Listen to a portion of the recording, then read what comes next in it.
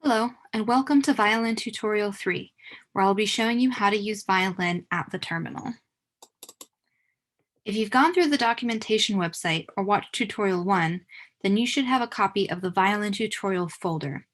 And in that folder, you'll have this useviolinScript.py, which if you open it, looks like this. And what this file does is automatically call violin functions using some predefined parameters. For now, the script can be used to run violin for the default general model extension or for model corroboration.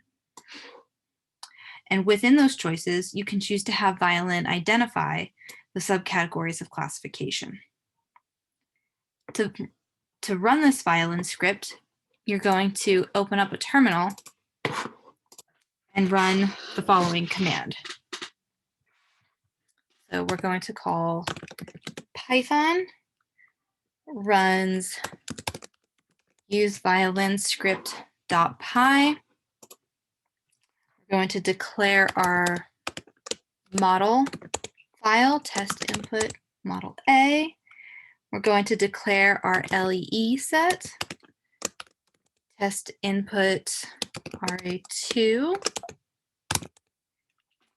We're going to declare our output file suffix, which we're just going to call output. Now, if you wanted to put your output into a specific folder, you do that here as well, writing out the full path. So now we're going to declare which classification scheme we're using. In this case, I'm choosing extends. And then finally, our filtering parameter.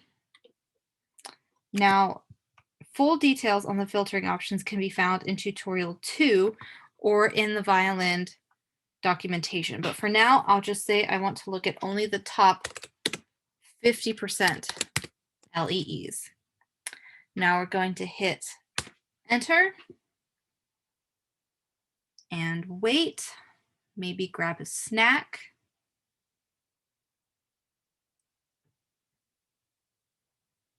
Still waiting.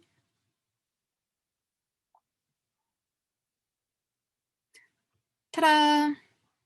Once it's done running, we can go back into the tutorial folder and see the violin output and the visualization summary. I'll go ahead and open that up.